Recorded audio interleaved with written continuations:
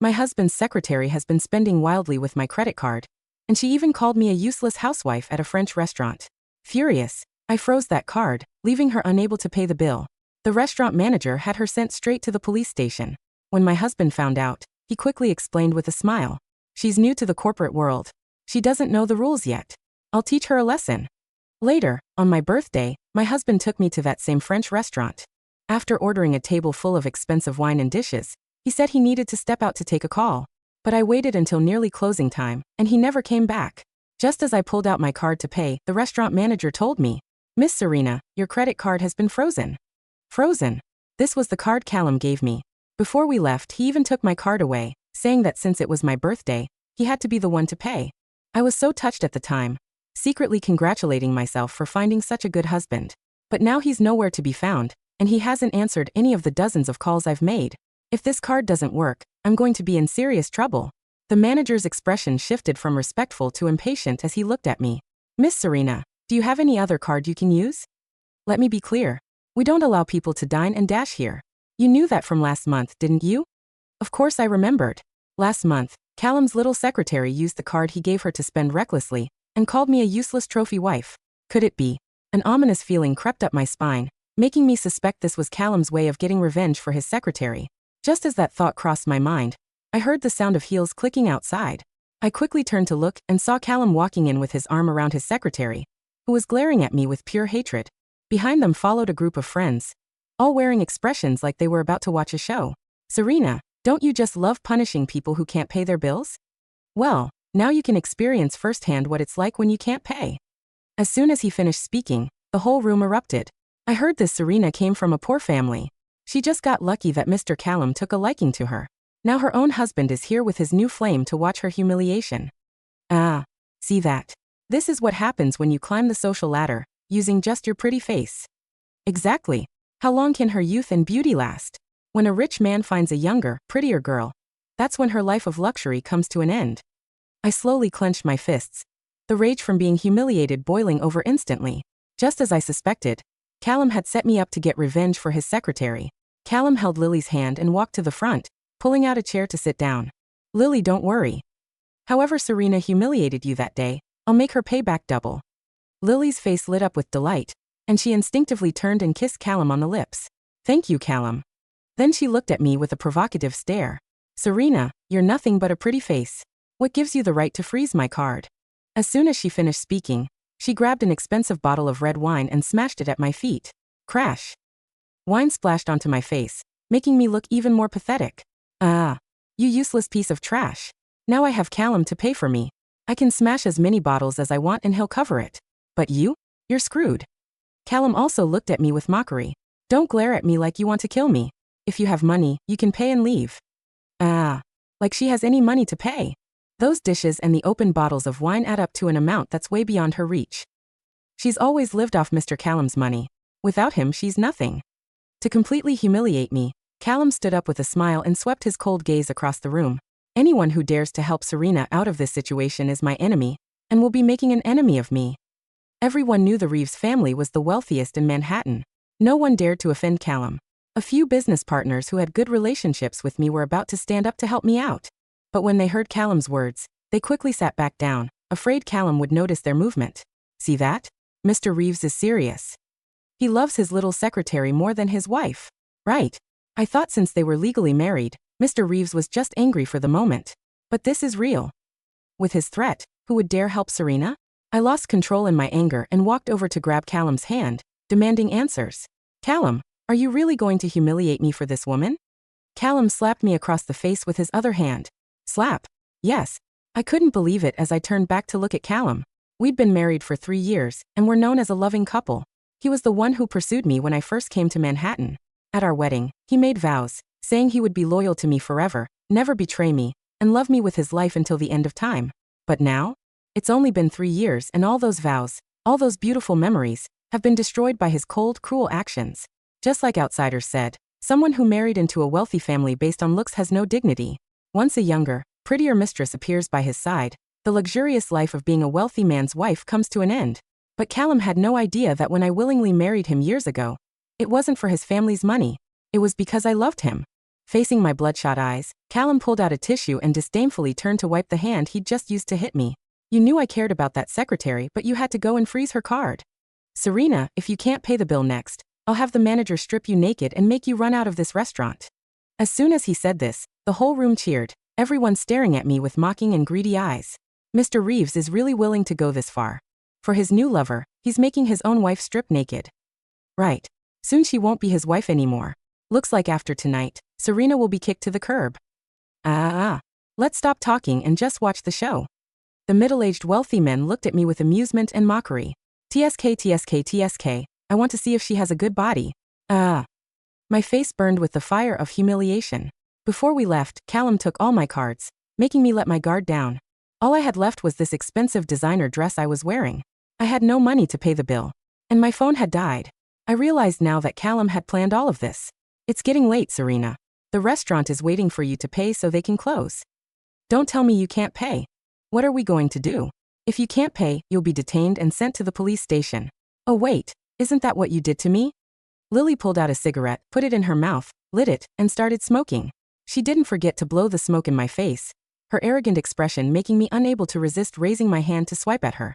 The scene instantly became chaotic. Callum, feeling sorry for Lily, quickly had his bodyguards rush over and throw me out. Serena, stop it right now. What? You're allowed to play with others, but they can't play with you in return. I stared at Callum with bloodshot eyes. The only reason he was able to rise to the top as the wealthiest man in Manhattan in just 3 years was because of my help. I used my family's power and connections to help him fight his way to the top. Even dangerous people from the underground who wanted to cause him trouble backed off because of me. I had planned to tell Callum about my background tonight on my birthday. To tell him I wasn't just a commoner. I was the heir to the first of New York's 4 founding families. I also planned to take him home to meet my father and mother. I just didn't expect people's hearts could change so quickly. I misjudged him. I overestimated his character. Callum, are you really going to make me leave this restaurant humiliated and disgraced? Callum laughed coldly. What else? You think I set all this up for nothing? Lily, emboldened by the bodyguards, punched me in the face. You bitch. Either you can't pay and get sent to jail, or you strip naked, bite this piece of steak, and crawl out of here on all fours like a dog. Oh, and the difference between the two? The first one you get to keep your clothes on. The second one you're naked and have no dignity left. Hurry up and choose. I can't wait. Facing dozens of pairs of eyes watching this spectacle, I clenched my fists and looked at Callum without any emotion. Fine. Since this is what you chose, bankruptcy is on you. As soon as I finished speaking, Lily burst out laughing. Has this woman been reading too many romance novels? Does she think she's some hidden identity billionaire? This woman must be so angry she's lost her mind.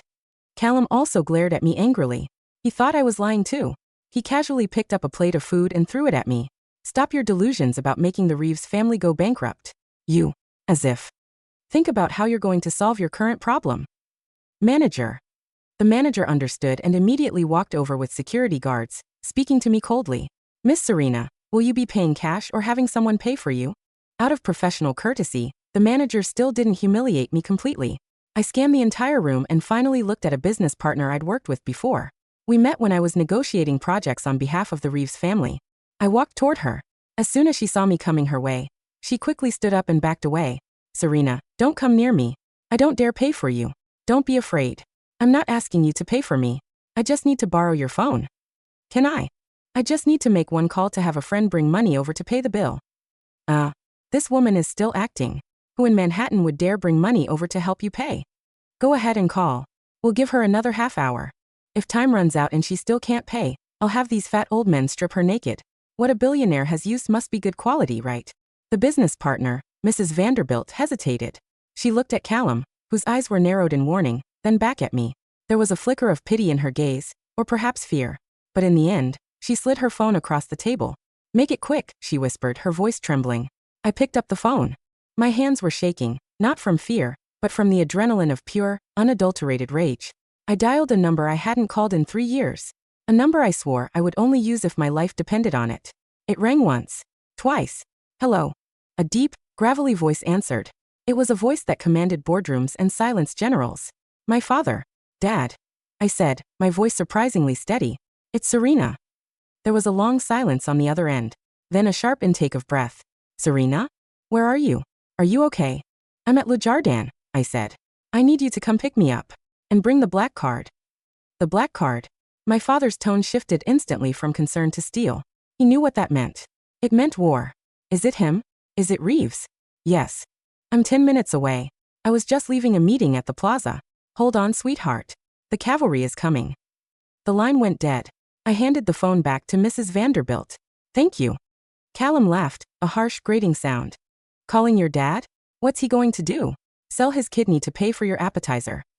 Lily snickered, blowing another puff of smoke in my direction. Maybe he can wash dishes in the back. Or maybe he can crawl out with you. I looked at them. Really looked at them.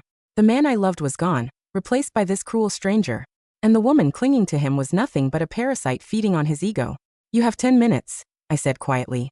Enjoy them. Chapter 6, The Arrival. The minutes ticked by. The atmosphere in the restaurant was thick with tension. The fat old men were getting restless, making lewd comments about what they would do once the time was up. 5 minutes left, Serena, Callum taunted, checking his Patek Philippe watch. Better start unbuttoning. Suddenly, a low rumble vibrated through the floor. It grew louder, a deep thrumming sound that made the wine glasses tremble on the tables. Then the screech of tires. Lots of tires. Through the floor-to-ceiling windows, we saw headlights. Blinding, white LED beams cutting through the darkness. Not one car. A motorcade. 5 black SUVs pulled up to the curb, flanking a custom Rolls-Royce Phantom with the family crest on the hood, a golden lion. The restaurant fell silent. The doors of the SUVs flew open. Men in black suits, wearing earpieces and looking like they ate nails for breakfast, swarmed the entrance. They pushed the doors open with authority, lining up in 2 rows to create a corridor. Then the back door of the Rolls-Royce opened.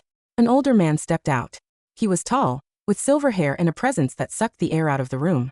He wore a bespoke Italian suit that cost more than this entire restaurant. Behind him walked my mother, elegant and terrifying in her calmness. My father walked into the restaurant. The manager tried to stop him. Sir, we have a private event. One of the bodyguards simply moved the manager aside with a single hand.